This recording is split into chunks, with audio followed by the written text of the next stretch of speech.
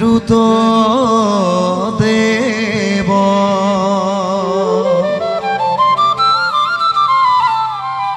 শ্ৰী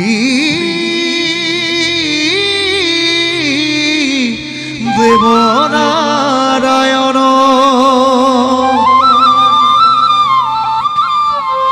সকন্ত কাম কৌতিজিত জগতং পারকু দেব দুষ্ট দানব দানক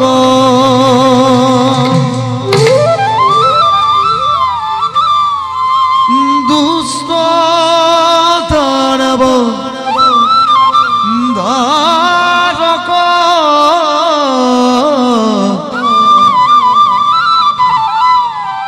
দুষ্ট দানব দানক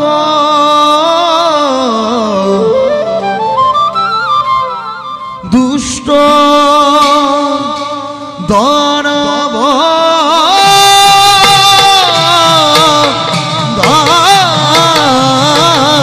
দানক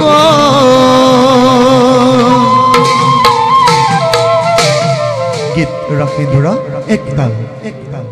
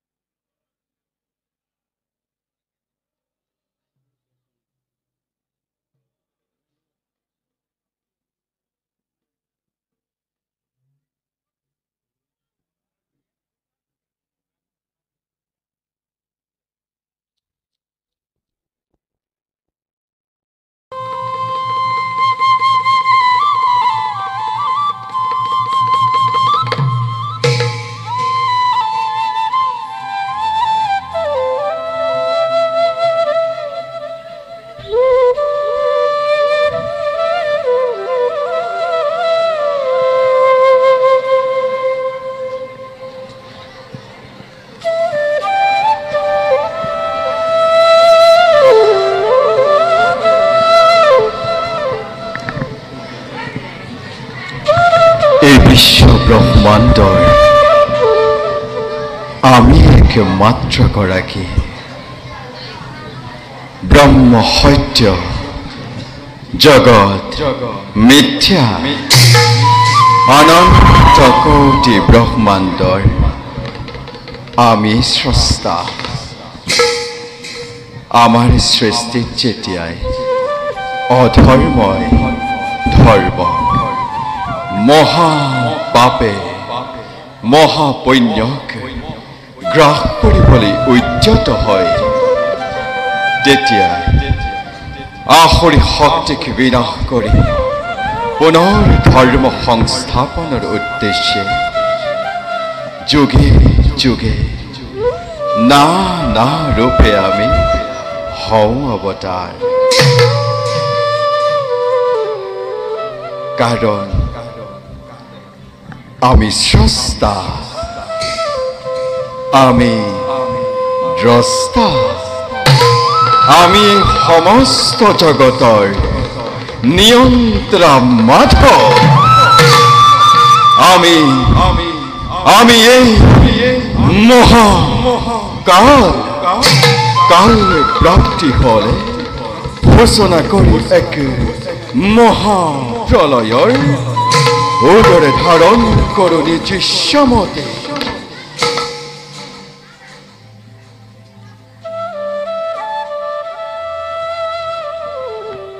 পুনৰ সংসাৰ লীলাৰ বিনোদ বিহাৰ আকাংক্ষা যেতিয়া জাগিব মন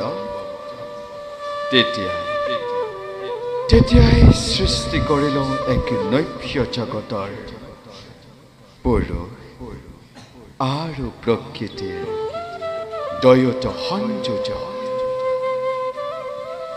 এয়াই আমাৰ লীলা আৰু এয়াই আমাৰ উদ্দেশ্যৰ প্ৰধান কৰ্তব্য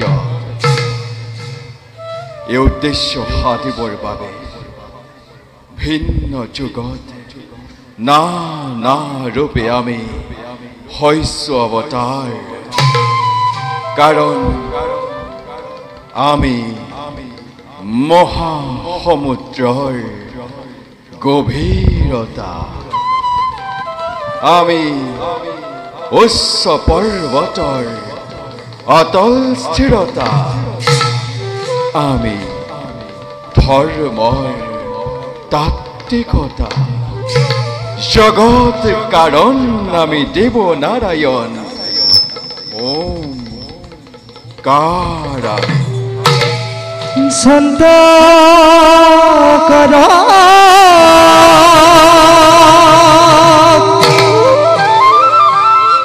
ভুজগ সয়ানা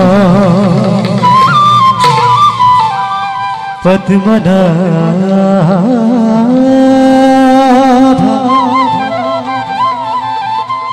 সুরেশ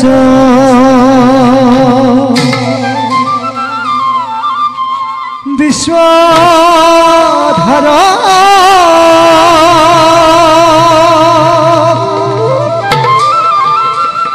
গগন সদৃশ মেঘ বর্ণা সুহাগা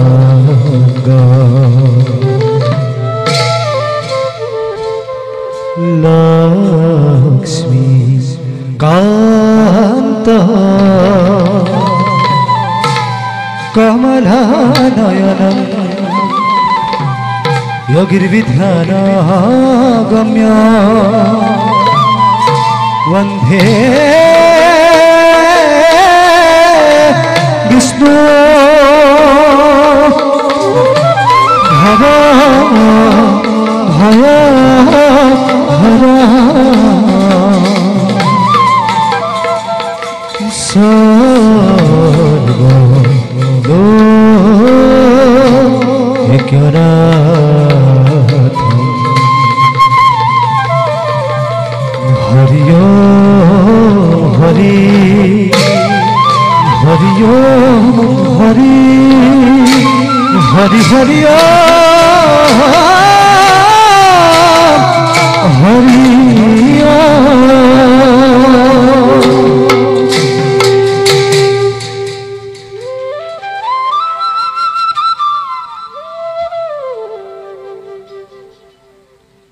বৰ্তমান সমস্ত ধৰা মহাপাপত লিপ্ত হৈছে ফলস্বৰূপে অচিৰে জগতত সূচনা হ'ব এক মহাপ্ৰলয় মহাপ্ৰলয়ত মহাসাগৰৰ জলধাৰাই গোটেই পৃথিৱী ডুবাই পেলাব জীৱ জন্তু তৰু তৃণ একোৱেই বাচি নাথাকিব কেৱল দৈত্য আৰু অসুৰসকল একেবাৰে ভয়ংকৰ হৈ উঠিব বুজিছো আমাৰ অৱতাৰৰ ক্ষণ হৈছে সমাগত দেখিব জগতবাসীয়ে এইবাৰ আমাৰ নতুন অৱতাৰ শ্ৰৱণ কৰিব জগতবাসীয়ে আমাৰ ওমকাৰ ধ্বনি সৃষ্টিৰ কল্যাণৰ বাবে ভকতৰ মংগলৰ বাবে নিজ কৰ্তব্যত হওঁ অগ্ৰসৰ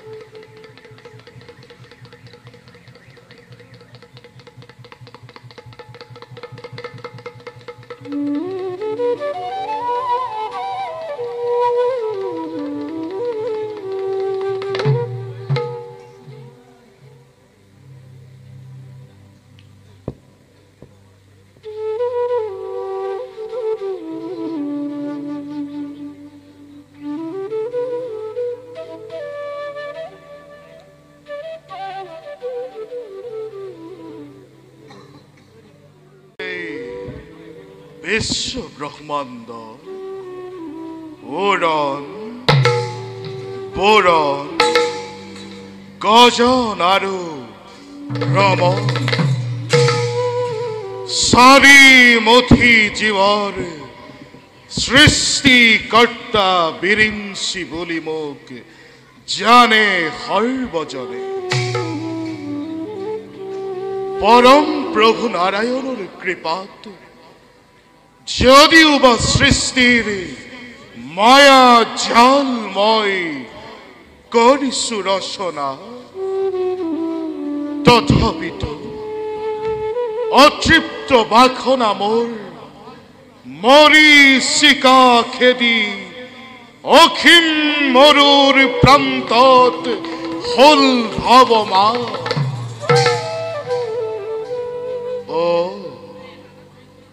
ধ্যান বলে জানিব পাৰিলো প্ৰভু বিষ্ণুৱে মোক বৈকুণ্ঠ ভৱনে কৰিছে আহ্বান নকৰি পলম যাত্ৰা কৰো মই বৈকুণ্ঠ ধামে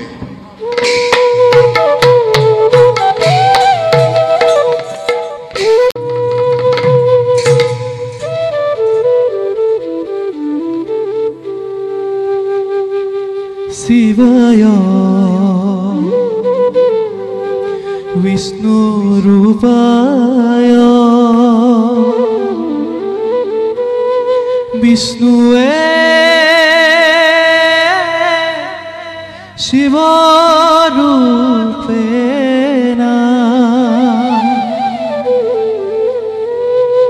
অনাদি জগদ্ধিতায়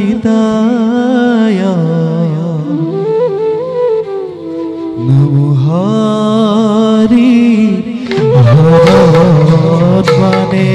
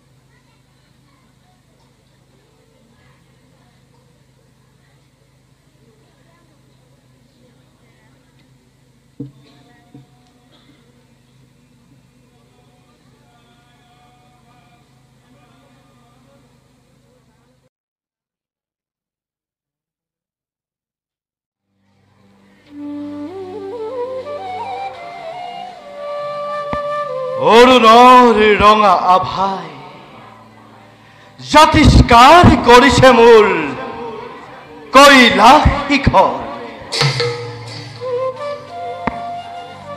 ভক্তগণে আমাক কয় কৰুণাময় আশুতোষ বুলি, আৰু নিন্দুকজনে শ্মশানৰ ভস্ম ধূলাৰে ধূসৰিত ভূত প্ৰেতৰ সংগী অঘৰী বুলি মোক কৰে তিৰস্কাৰ। কিন্তু কিন্তু যিয়ে যেনেকৈ আমাক নাভাবক কিয়, আমি জগতবাসীক দেখুৱাও য'তেই জীৱ ততেই শিৱ, য'তেই জীৱ ততেই শিৱ, য'তেই জীৱ ততেই শিৱ।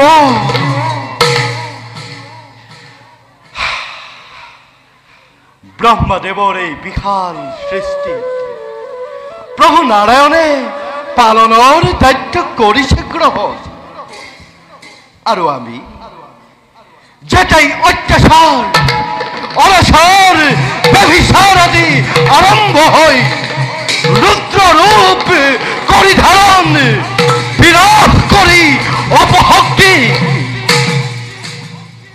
শান্তি স্থাপন কৰো ত্ৰিলোকৰ মধ্য।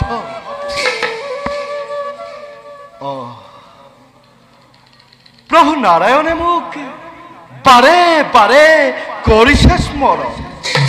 যাওঁ এবে মই প্ৰভুৰ সমীপে হওঁ অগ্ৰসৰ।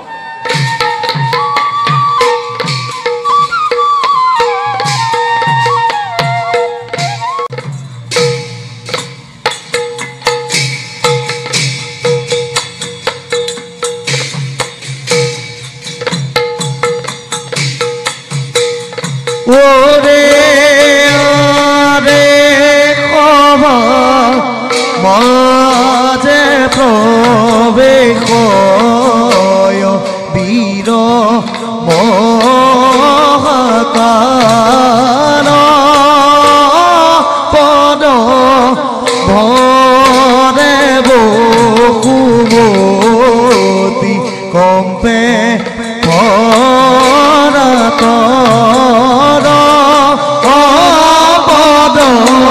ভরে বকুমতি কম্পে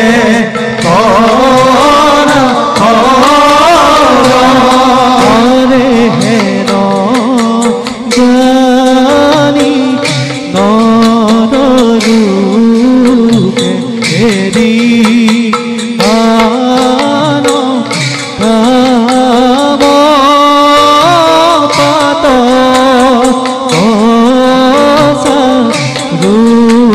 রূপদাকি পুরা রাম রাম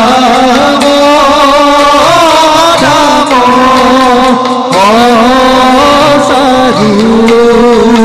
রূপদাকি পুরা রাম রাম।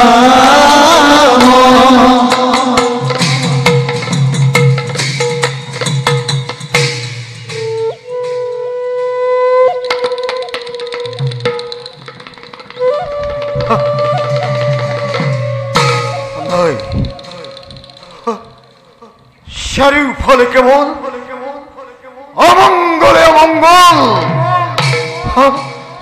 নাই মই আৰু সহ্য কৰি থাকিব নোৱাৰো। মই মই মই প্ৰভুৰ ওচৰলৈ যাবই লাগিব। প্ৰভু প্ৰভু প্ৰভু।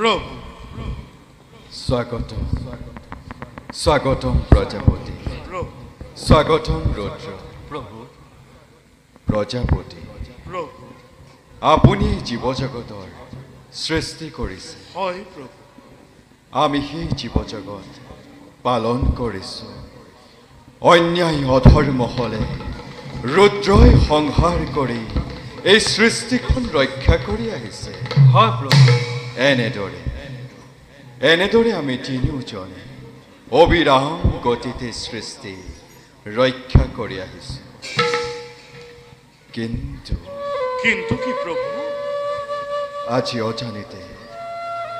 অজানিতে আমাৰ সৃষ্টিত ওলট পালট হ'ব ধৰিছে প্ৰভু কাৰণ কাৰণ সৃষ্টি কৰিবলৈ পাহৰি পেলাইছে প্ৰভু আমি বিষ্ণুৱে হয়তো পালন কৰিবলৈ পাহৰি পেলাইছো অন্যায় অধৰ্মক ৰুদ্ৰই সংহাৰ কৰিবলৈ পাহৰি পেলাইছে প্ৰভু চাওকচোন ৰুদ্ৰ চাওক প্ৰজাপতি প্ৰভু যেনে দৃষ্টি নিক্ষেপ কৰিছো তেনে আমাৰ সৃষ্টি ৰাজ্য পাপৰ দ্বাৰা নিমজ্জিত হৈ ধৰ্মক চুৰমাৰ কৰি অধৰ্ম এফালৰ পৰা গ্ৰাস কৰি আহিব ধৰিছে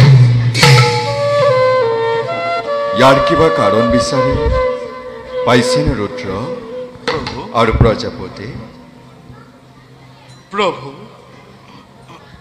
আমি আহি আহি এই যুগৰ শেষ কল্পত ভৰি দিছো যুগ পৰিৱৰ্তনৰ সময়ত নানা ধৰণৰ অন্যায় অমংগল অধৰ্ম আদিয়ে দেখা দিয়ে তাক বাধা দিব কোনেও নোৱাৰে তাৰেই অমংগলৰ সূচনা হৈছে নেকি প্ৰভু চতুৰ্দিশে কেৱল দেখিছো অন্ধকাৰ গ্ৰাহে এফালৰ পৰা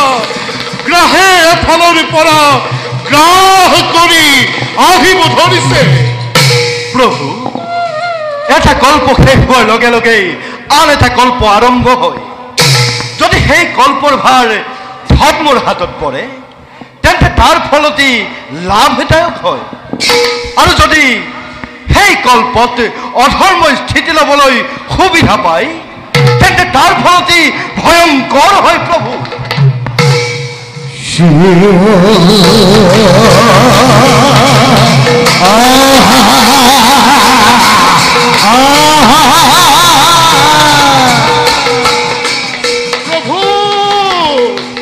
প্ৰভু মহা বিপদৰ আগজাননী আৰম্ভ হলেই হয়তো আকাশ মাৰ্গত ভীষণ দৈত্য তাৰ ভয়তে পৃথিৱী তল ওপৰ হ'ব ধৰিছে প্ৰভু আপোনাৰ সুদৰ্শন প্ৰহাৰ কৰি তাতেই নিশেষ কৰক মহাদেৱ আপোনাৰ হাতৰ হ'ল আকাশ মাৰ্গলৈ নিক্ষেপ কৰক প্ৰভু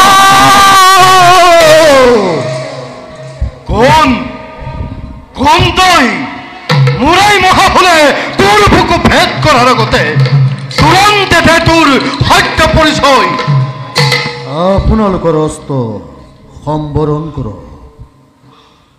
মই আপোনালোকৰ মানস পুত্ৰ মহাকাল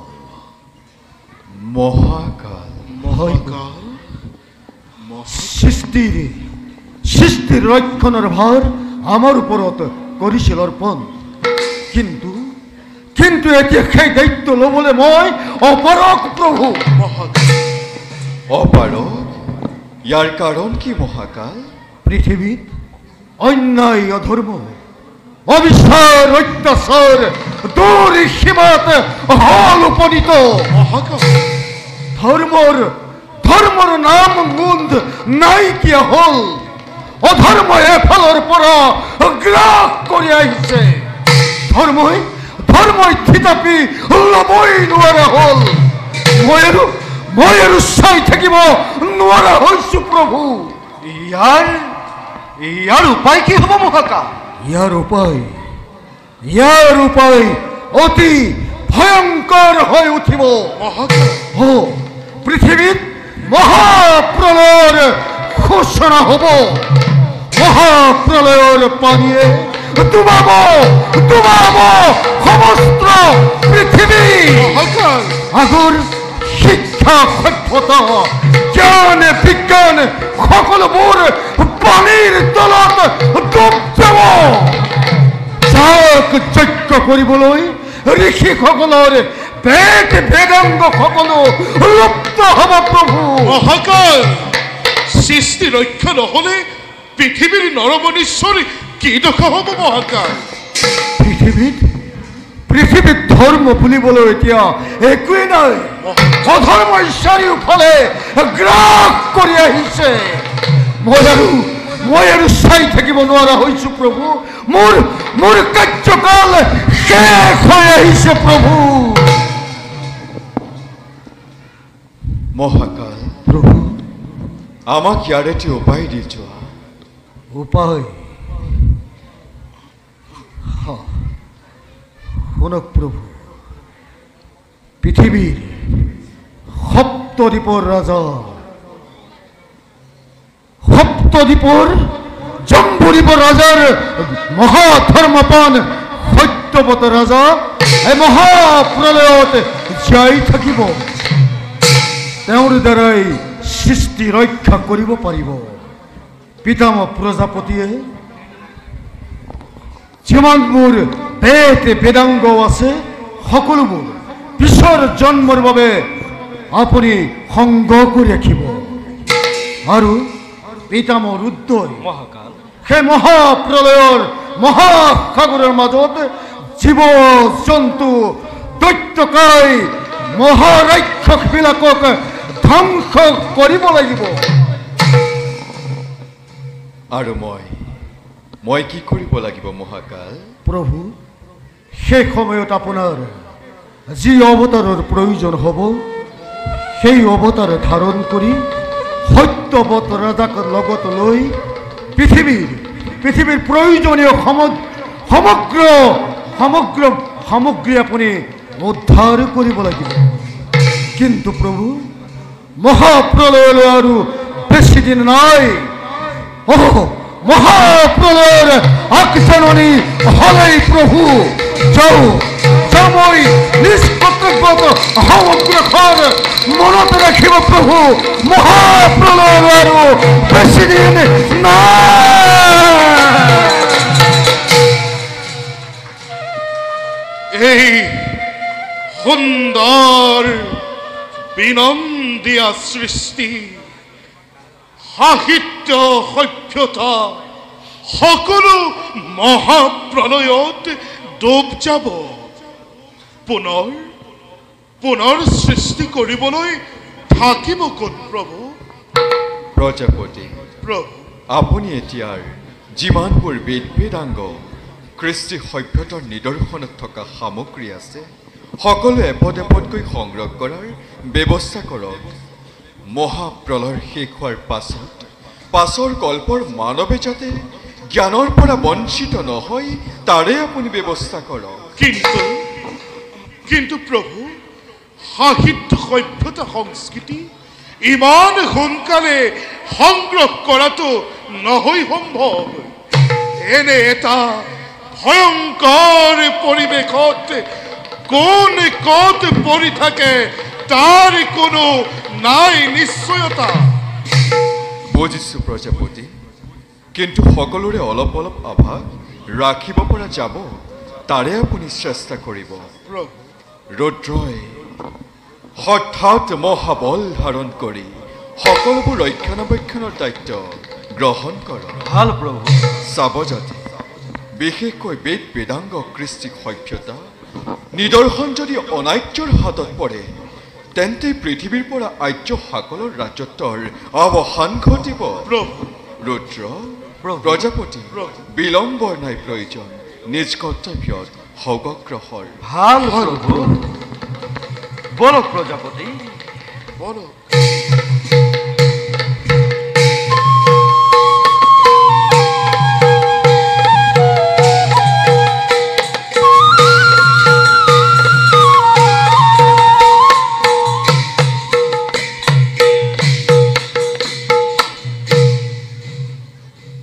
চাৰিওফালে কেৱল পানীয়েই পানী। এনে এক পৰিস্থিতিত আমাৰ কি অৱতাৰ হ'ব প্ৰয়োজন তাকে আমি ভাবি পোৱা নাই। হৰি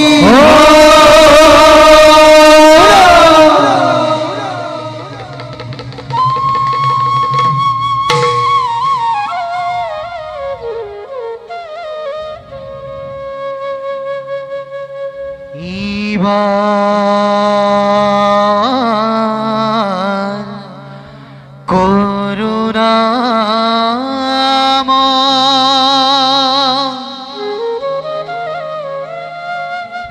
হরি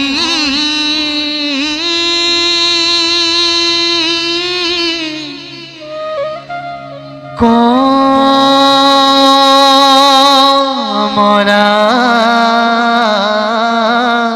পতি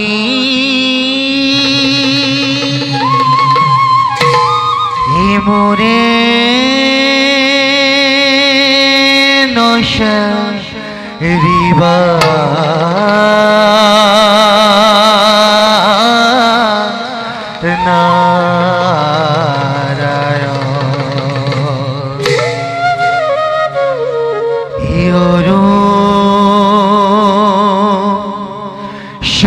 শরন্তনে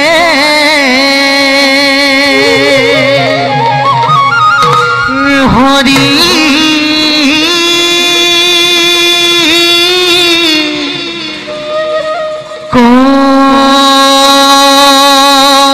কমলা পতি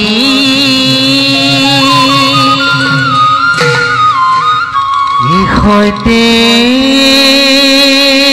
হইতে পক্ষীরুহ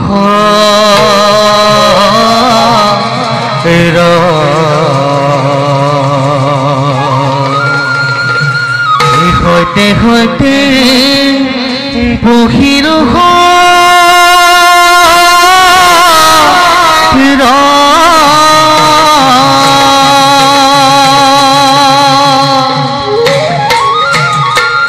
নারায়ণ নারায়ণ নারায়ণ প্রভু ভগবন্ত অনন্ত ঈশ্বর প্রপন্ন জনতারণ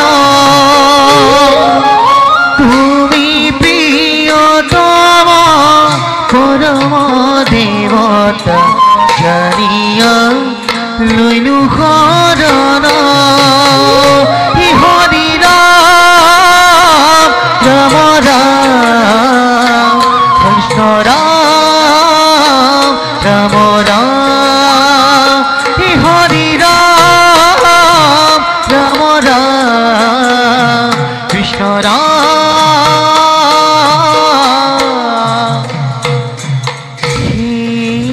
রাম রাম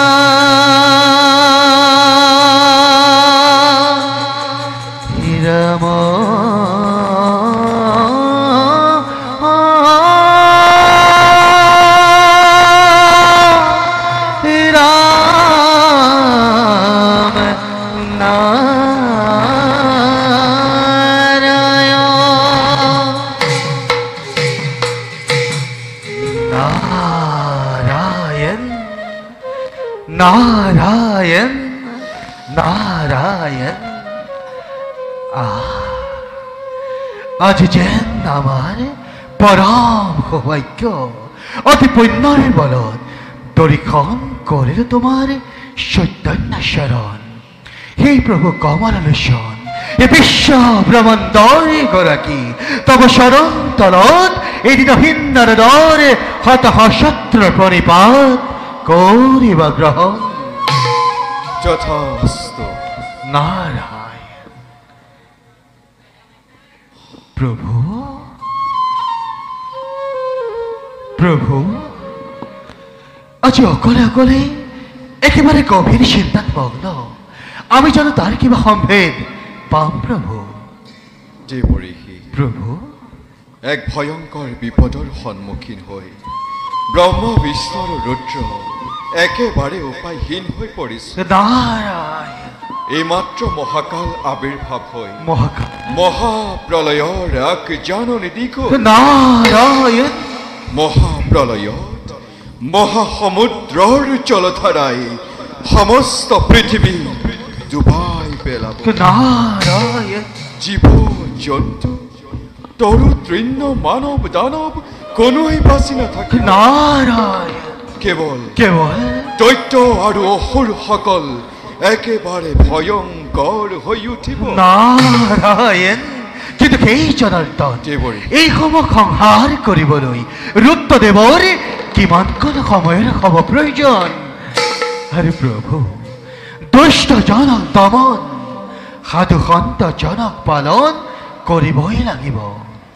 নহয় দেৱৰী, প্ৰভু তুমি কথাটো বৰ পাতলকৈ ভাবিছা। নাৰায়ণ তুমি ভাবিছা দেৱৰী, কোৱা প্ৰভু।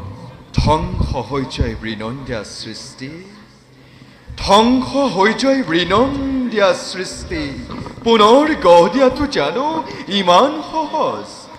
অৱশ্য ঠিকেই প্ৰভু। এই মহাপ্ৰলয়ত পৃথিৱীত কোনো প্ৰাণী বাচি নাথাকিব। নাথাকে দেৱৰী, পৃথিৱীত কোনো প্ৰাণী বাচি নাৰায়ণ নহয় দেৱৰী। নহয় প্ৰভু। মহাকালে আৰু কৈ গ'ল, মহাকালে কি কৈ গ'ল? মহাকালে কৈ গ'ল জম্বুদ্বীপৰ ৰজা সত্যব্ৰত এই মহাপ্ৰলয়ত বাচি থাকিব।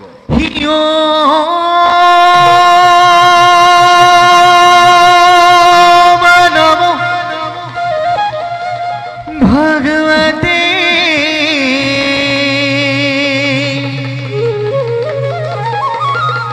বাসুদেবায়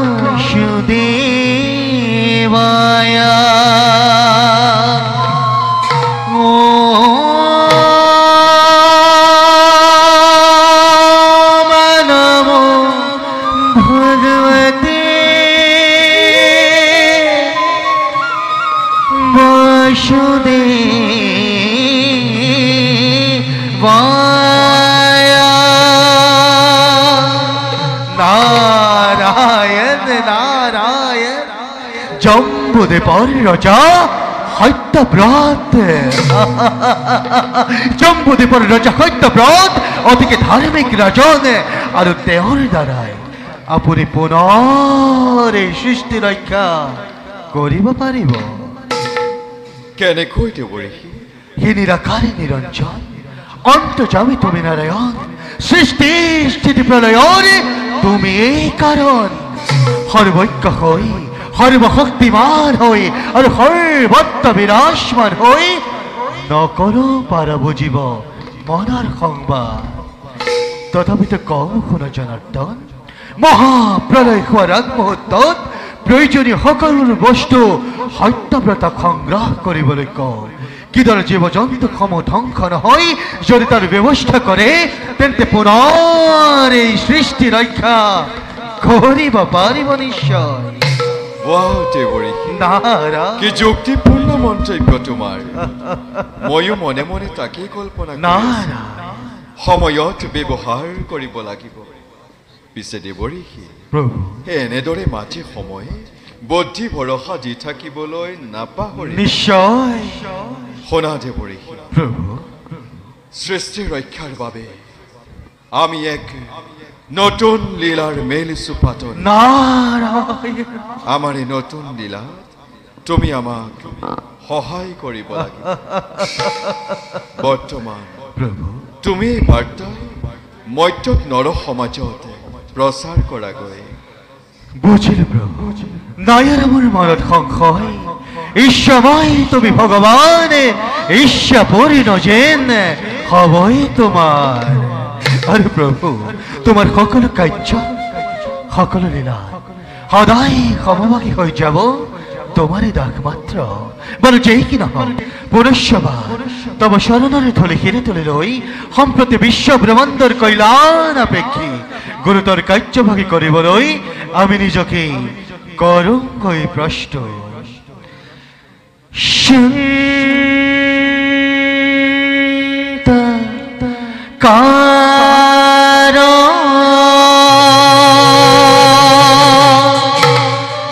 ভুজা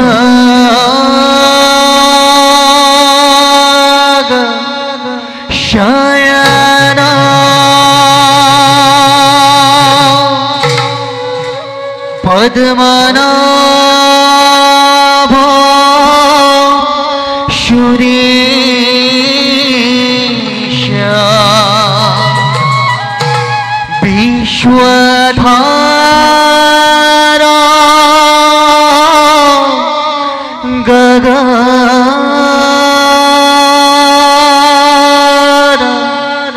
सदृशं मेघवान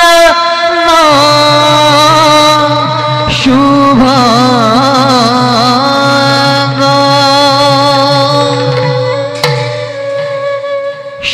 शन्तकारं भुजगशयनं पद्मनाभं सुरेशं विश्वधारं गगनसदृशं मेघवर्णं शुभांगं नारायण नारायण नारायण नारायण नारायण नारायण नारायण नारायण लक्ष्मीकान्तं कमलनयनं योगिर्विद्यानागम्यं वन्दे विष्णुं भवभयहरं सर्वलोकैकनाथं नारायण नारायण नारायण नारायण नारायण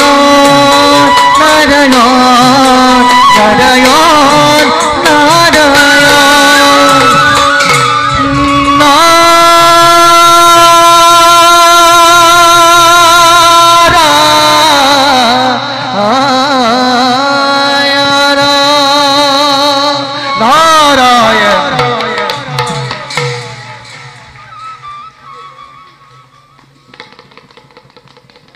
যোৱাতে পৰহি বিচলিত নোহোৱা যেন নিজ কৰ্তব্যৰ পৰা আমিও যাওঁ নিজ কৰ্তব্যত অগ্ৰসৰ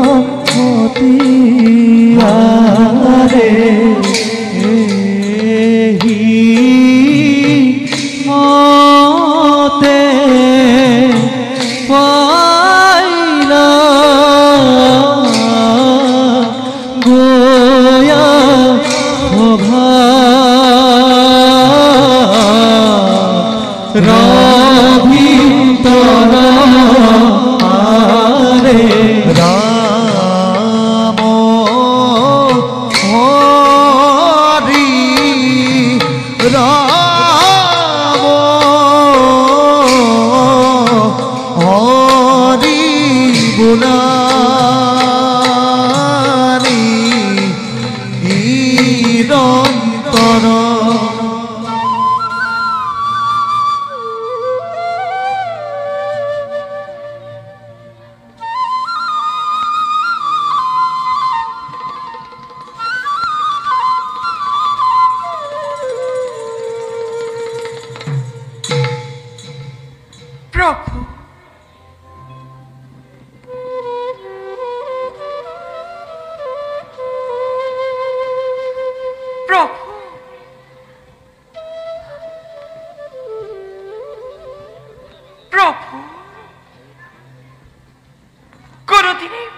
বিষ্ণুৱে মোক লগত নিনিয়াকৈ স্বৰ্গ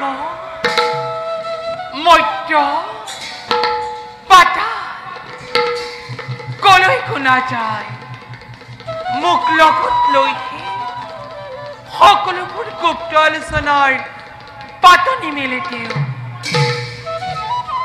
আজিনো তেন্তে কিয় হঠাৎ গুচি গ'ল এই বৈকুণ্ঠৰ পৰা তেওঁ অকলে অকলে নাই তাৰ কাৰণ আমি একোৱে বুজিব পৰা নাই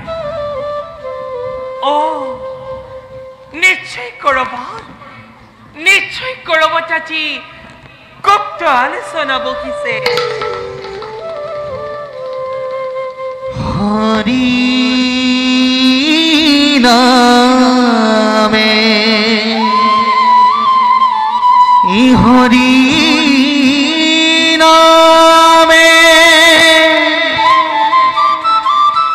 হরি নামে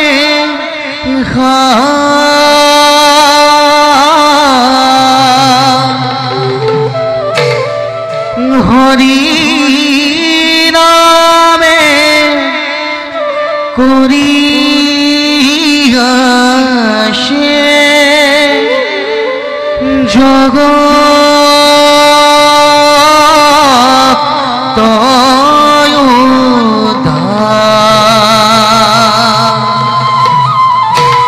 স্বাগতম দেউরকি স্বাগতম হরি নামে হরি নামে হরি নামে হরি নামে করিয়াছে জগৎ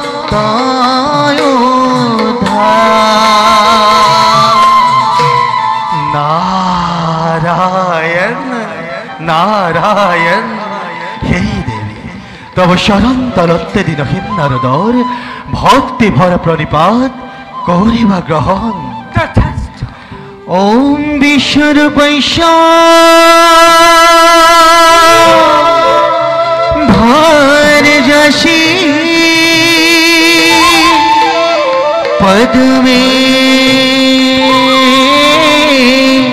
পদ্মলয়ে শুভে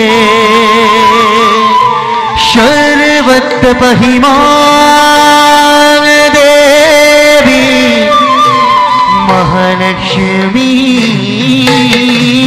নমস্তুতে নারায়ণ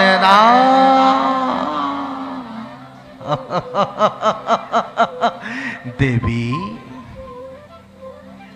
দেবী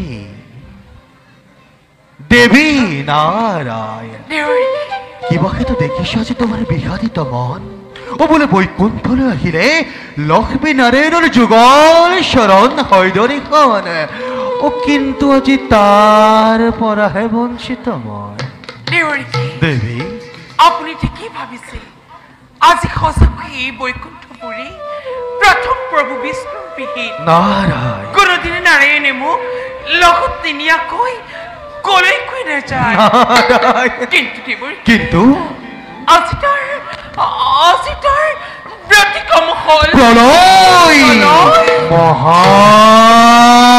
মহাপ্ৰলয় অ দেৱী এই সমগ্ৰ বিশ্ব ব্ৰহ্মাণ্ড আৰু অলপ দিনৰ পাছতে মহাপ্ৰলয়ত পৰি অতুল সমুদ্ৰৰ গৰ্ভত ডুব যাব চাৰিওফালে হৈ ৰ'ব কেৱল পানী পানী আৰু কেৱল পানী গদানি বৰিখি মই দেখোন তাৰিখো গমকেই পোৱা নাই আপুনি প্ৰভু বিষ্ণুক গৰ্ভত লগ নাৰায়ণ ও তাকেই তো ক'বলৈ আহিছে দেৱী গৈছিলো মই কৈলাশলৈ ও তাতে আকৌ মই কি দেখিলো জানা ও তাতে দেখা পালো মই ব্ৰহ্মা বিষ্ণু ৰুদ্ৰ ও তিনিও কিন্তু এক গুপ্ত আলোচনাত হৈ আছে মগ্ন গুপ্ত আলোচনা ও তাতে আকৌ মই কি দেখিলো জানা? দেউৰী ও তাতে দেখা পালো মই ব্ৰহ্মাৰ কন্যা সৰস্বতী, মিছা কথা শিৱৰ ভাৰ্যা পাৰ্বতী। ও সেই আলোচনাত লৈছে ভাগ। ও কিন্তু কিন্তু কিন্তু তোমাক তাত নেদেখিহে মই বৰ আচৰিত হলো। এই মহাপ্ৰলয়ত ও কোনে কি দায়িত্ব ভাৰ কৰিব গ্ৰহণ, ও সকলো কিন্তু ভাগ বতৰা কৰি শেষে কৰি পেলালে। ও মই আকৌ মনতে ভাবিলো যে প্ৰভু বিষ্ণুৱে বা তোমাক কিয় লগত নিদিলে না।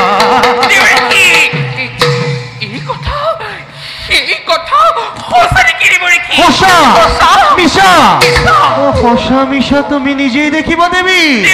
মই আকৌ গৈ পোৱাৰ লগে লগেই মই আকৌ গৈ পোৱাৰ লগে লগেই ভোলানাথে টুটুকীয়া নাৰদটো আহিছে বুলি মোক ইতিকিহে কৰিলে, আৰু সেইবাবেই মই তাক ক্ষন্তেকো ৰৈ নাথাকি পোনে পোনে আহি বৈকুণ্ঠৰ দুৱাৰ পালোহি। পৃথিৱীত আজি মহাপ্ৰলয়ৰ সৃষ্টি হ'ব। এই পৃথিৱী আজি ধ্বংস হ'ব। তাৰ আলোচনা আজি চলিছে গোপনে।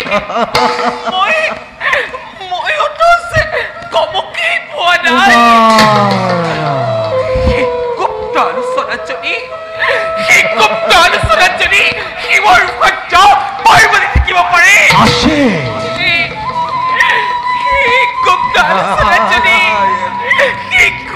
আলোচনাত যদি ব্ৰহ্মাৰ কন্যা সৰস্বতীও থাকিব পাৰে, আছে দেৱী। তেন্তে মই কিয় দেৱৰী? মই যোগ্য হলো যে মই স্বয়ং নাৰায়ণৰ পত্নী হৈও সেই গুপ্ত আলোচনাত আজি মই ভাগ ল'ব পৰা নাই। মই আজি বিকট ভাৱেৰে অপমানিত হৈ পৰিছো। আপুনি কওক দেৱৰী, বৰ্তমান মোৰ কৰ্তব্য কি? নাৰায়ণ নাৰায়ণ, ও এইবোৰতো একোৱেই নহয়। তাতকৈ আৰু ডাঙৰ কথা কি জানা দেৱী? ব্যক্ত কৰক। এই মহাপ্ৰলয়ত যত মানে আছে বেদ শাস্ত্ৰ সকলোকে সংৰক্ষণ কৰি ও গুপ্ত কৰি ৰখাৰ দায়িত্ব প্ৰভুৱে দিছে কেৱল। মই জানো এই দায়িত্বভাৰ প্ৰভুৱে নিশ্চয় স্বয়ং মোকেই কৰিব অৰ্পণ। দেৱৰী সৰস্বতী নাৰায়ণ, এইবাৰ সকলো জীৱ জন্তুৰ দায়িত্ব প্ৰভুৱে দিছে কেৱল। মোক অৰ্পণ কৰিছে। মই জানো প্ৰভু মোক কেতিয়াও নিৰাশ নকৰে। দেৱৰী এই দায়িত্বভাৰ প্ৰভুৱে মোক কৰিছে অৰ্পণ। ও দুইগৰাকীৰ মনত কি যে মহানন্দ। ও দেৱী, যদি তুমি তাত থাকিলাহেঁতেন ও তুমিও কিন্তু সেই আনন্দৰ ভাগ ল'ব পাৰিলাহেঁতেন।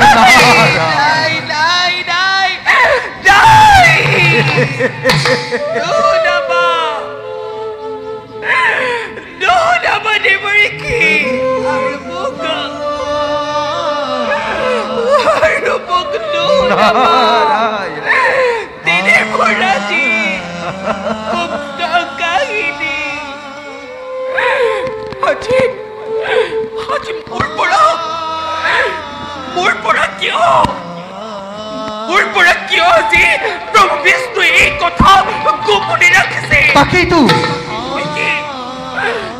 মই কি তেওঁৰ পত্নী নহওঁ? মোৰ কি এই সৃষ্টি ৰক্ষা কৰিব পৰা ক্ষমতা নাই? নাৰায়ণ নাৰায়ণ, দেৱৰী এই নাৰী হাস্যময়ী, এই নাৰী লাস্যময়ী। কিন্তু দেৱৰী প্ৰয়োজন হলে এই নাৰীয়ে সময়ত ধৰিব পাৰে। ওম ৰণচণ্ডীমূৰ্তি মোৰ অভিলেখ বিষ্ণুৰ সৃষ্টি ৰক্ষা কৰিব পাৰিব দেৱৰী? নাই নাই দেৱৰী, মই বিষ্ণুৰ ওপৰত বিখলৰ প্ৰতিশোধ ল'ম। নারায়ণ নারায়ণ, কিন্তু সেই দেবী কিয় আমার প্রভু বিষ্ণু তোমাক প্রভু বিষ্ণু তোমাক করি প্রত্যাখ্যান গুপুতে গুপুতে এক নতুন সৃষ্টির মেলিশে পাতনি। এই সৃষ্টিৰ পাতনিক মই নিমিষতে ৰুদ্ধ কৰি দিম।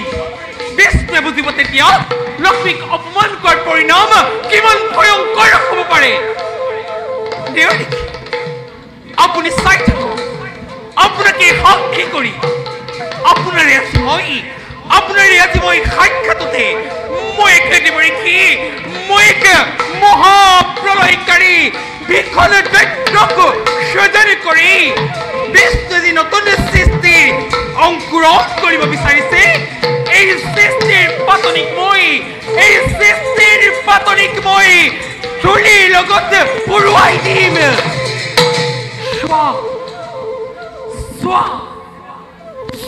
মৈত্ৰৰ মানৱ স্বৰ্গৰ দেহতা মণ্ডলী পাতালৰ বাসুকী নাৰীকি ভীষণ প্ৰতিশোধ ল'ব পাৰে। মই বিষ্ণুৰ সৃষ্টিকে বিনাশ কৰি খেলিম। মই বিষ্ণুৰ সৃষ্টিকে বিনাশ কৰি খেলিম।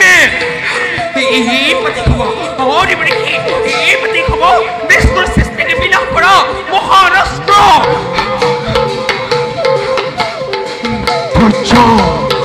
ধৈৰ্য ধৰা দেৱী, মহাপ্ৰলয় হোৱাৰ মুহূৰ্তত তুমি এক নিদানৰ প্ৰতিজ্ঞা কৰি অন্য এক মহাপ্ৰলয়ৰ নকৰিবা ঘোষণা। যদি তুমি এই কাৰ্য কৰা তেতিয়া তুমি আৰু মই দুয়ো সেই মৰ্ত্যলৈ খহি পৰিম দেৱী। তুমি আৰু মই দুয়ো সেই মৰ্ত্যলৈ খহি পৰিম দেৱী। প্ৰভু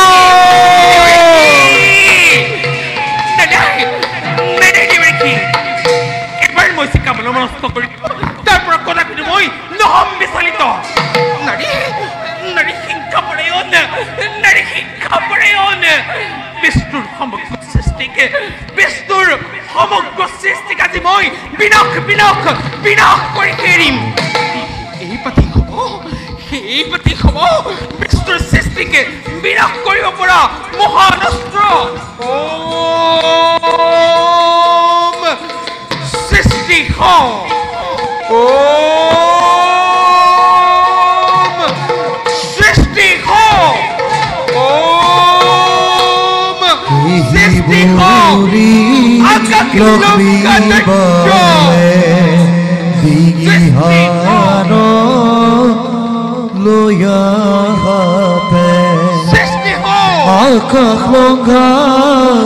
দৈত্যৰাজি সৃজন কৰি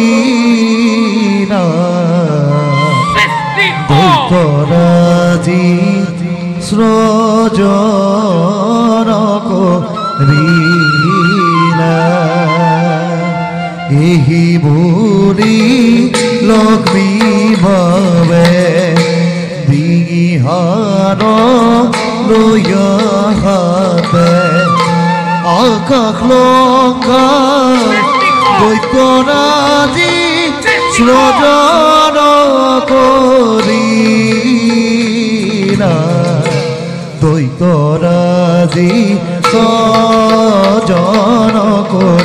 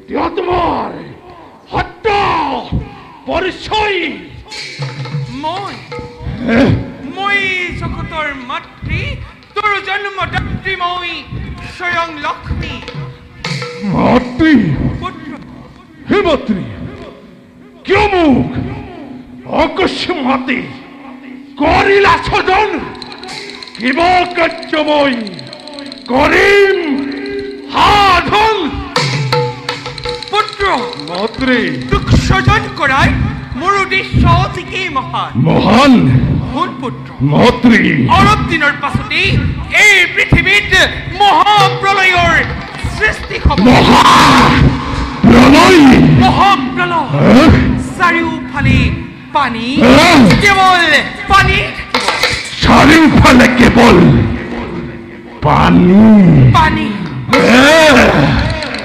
পানী পানী পুত্ৰ নাই নাই নাই চাৰিওফালে পানী হলে আমি থাকিম কেনেকৈ পানীৰ মাজত জীয়াই থাকিম কেনেকৈ নাই অসম্ভৱ অসম্ভৱ অসম্ভৱ শুন পুত্ৰ মাতৃ মই তোক পুত্ৰ বৰ দিছো বৰ দিছ তই মই হল আকাশ পাতাল এই সকলোতে তই মুক্তভাৱে বিচৰণ কৰিব পাৰিবি আৰু শুন পুত্ৰ মাতৃ তোৰ পুত্ৰ প্ৰভু বিষ্ণুৰ সুদৰ্শন সুদৰ্শন অপুত্ৰ মহাদেৱৰ ত্ৰিশূলেও পুত্ৰ তোৰ মৃত্যু ঘটাব নোৱাৰে মোৰ মৃত্যু নোৱাৰে পুত্ৰ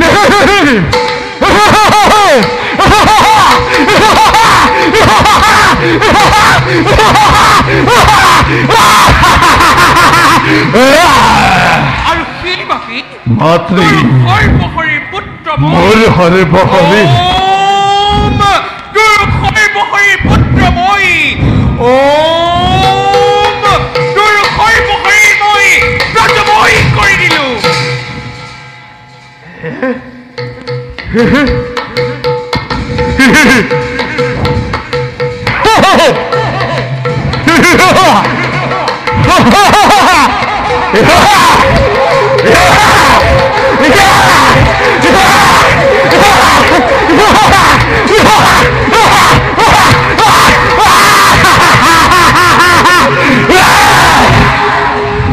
এতিয়া তই মোৰ আদেশ মতে কাম কৰি যাব লাগে আদেশ কৰা মাতৃ শুন পুত্ৰ মাতৃ অলপ দিনৰ পাছতেই এই পৃথিৱীত মহাপ্ৰলয়ৰ সৃষ্টি হ'ব মহাপ্ৰলয় চাৰিওফালে পানী কেৱল পানী বেদ বেদাংগ কৃষ্টি সভ্যতা এই সকলোবোৰ পানীৰ তলত থাকিব আৰু যেতিয়া মহাপ্ৰলয়ৰ অন্ত পৰিব যাগ যজ্ঞ কৰিবলৈ ঋষি মুনিসকলৰ হাতত একোৱেই নাথাকিব কিন্তু পুত্ৰ সেই মহাপ্ৰলয়ত সকলো ধ্বংস হোৱাৰ আগতে শুন পুত্ৰ তহঁত দৈত্যসকলে সকলোবোৰ সংগ্ৰহ কৰি আনি নিজৰ লগত অপুত্ৰ নিজৰ লগত গোপনে ৰাখিব লাগিব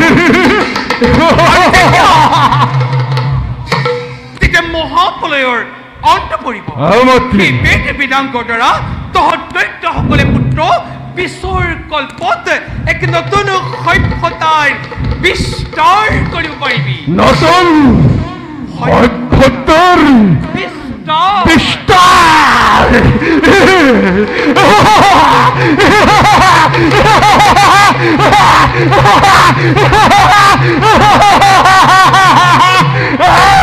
আৰু শুন পুত্ৰ মাতৃ তেতিয়া তহঁত দৈত্যসকল সৌচা পুত্ৰ সৌ যে দেখিছ সৌ স্বৰ্গৰ দেৱতা দেৱতা অ পুত্ৰ এই স্বৰ্গৰ দেৱতাতকৈও উচ্চ আসন তহঁতে দখল মাতৃ পুত্ৰ মোৰ অ পুত্ৰ পৰিচয় কি হ'ব কি নামে জনাজাত সময় ধৰাৰ পক্ষত পুত্ৰ মাতৃ মই তোক মোৰ ডিঙিৰ হাড়ৰ পৰা কৰিছো সৃজন মন্ত্ৰী তোৰ মুখমণ্ডল লিখিবলৈ মোৰ মুখমণ্ডল দেখিবলৈ তোৰ মুখমণ্ডল লিখিবলৈ ঘোঁৰাৰ আকৃতি অপুত্ৰ আৰু সেইবাবে তোৰ নাম হ'ব মোৰ নাম কি অপুত্ৰ তোৰ নাম হ'ব পুত্ৰ মোৰ নাম কি তোৰ নাম হ'ব হয়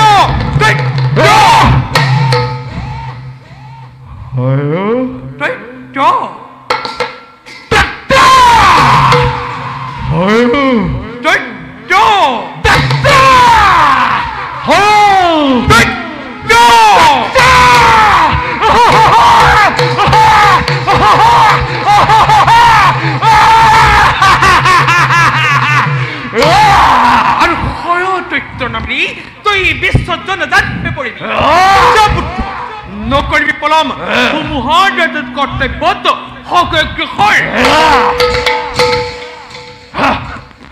মাতৃ পুত্ৰ মোক অমৰ বৰ প্ৰদান কৰি কৃতাৰ্থ কৰা মাতৃ পুত্ৰ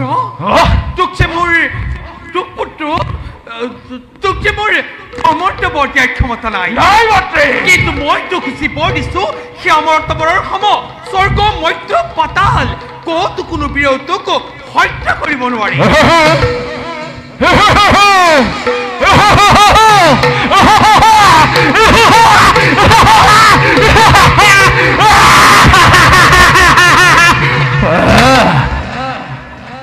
মাতৃ পুত্ৰ মোৰ আমিতি পৰৰ প্ৰয়োজন প্ৰকাশ কৰ দৈত্য বংশৰ বৃদ্ধিৰ কাৰণে মোক এজনী বিবাহযোগ্য সুন্দৰ কন্যা অৰ্পণ কৰা মাতৃ তই ঠিকেই কৈছ পুত্ৰ চা পুত্ৰ এই বিশ্ব ব্ৰহ্মাণ্ডৰ ভিতৰত চা ভালদৰে চা পুত্ৰ এই বিশ্ব ব্ৰহ্মাণ্ডৰ ভিতৰত পুত্ৰ এই বিশ্ব ব্ৰহ্মাণ্ডৰ ভিতৰত ব্ৰহ্মাৰ কন্যা সৰস্বতী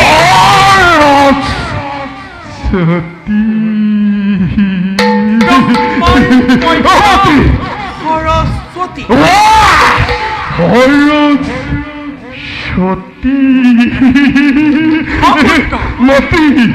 ব্ৰহ্মাৰ কন্যা সৰস্বতীৰ সমান জ্ঞানী মানি সুন্দৰী কন্যা অন্য কোনো নাৰীয়েই নাই যা নকৰিবি পলম চলি বলি কিম্বা কৌশলেৰে ব্ৰহ্মাৰ কন্যা সৰস্বতী অপুত্ৰ ব্ৰহ্মাৰ কন্যা সৰস্বতীক বিবাহ পাশত আবদ্ধ কৰিয়া যা হয় দৈত্য মাতৃৰ আজ্ঞা তই নকৰিবি উলংঘন ব্ৰহ্মাৰ কন্যা সৰস্বতী অতিকে গুণৱতী তাই অতিকে ৰূপৱতী তাই চলে বলে কিম্বা কৌশলেৰে পুত্ৰ অপুত্ৰ হয় দৈত্য চলে বলে কিম্বা কৌশলেৰে ব্ৰহ্মাৰ কন্যা সৰস্বতীক তই বিবাহ পাশত আবদ্ধ কৰিয়া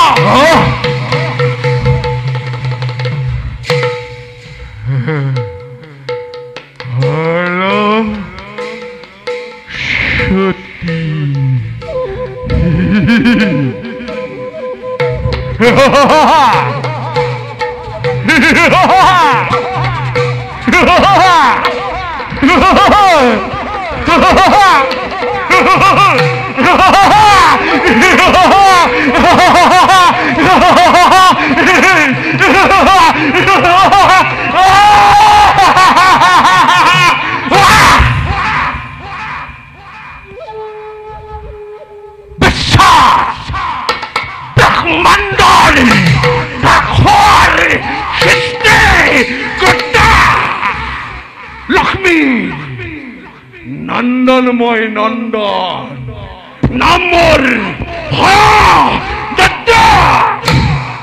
বিশ্ব ব্ৰহ্মাণ্ড ঘূৰিব লাগিব বুঢ়াই নেত্ৰেখত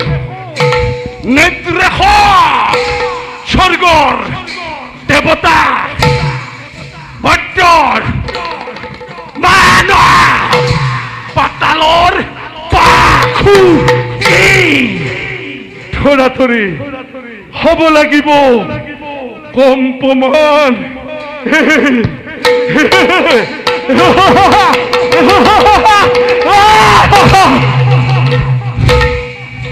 ব্ৰহ্মাৰ কন্যা সৰস্বতী সৌন্দৰ্য ৰাণী কৰিব লাগিব বোলে অধ্যাংকিনী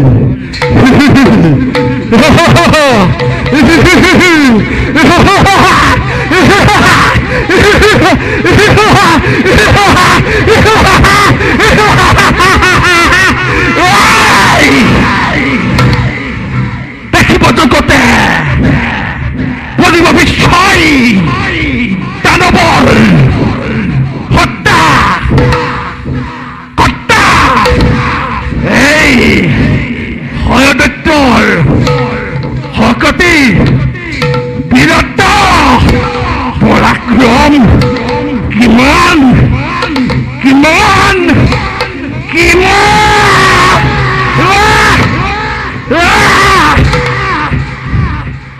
সৰস্বতী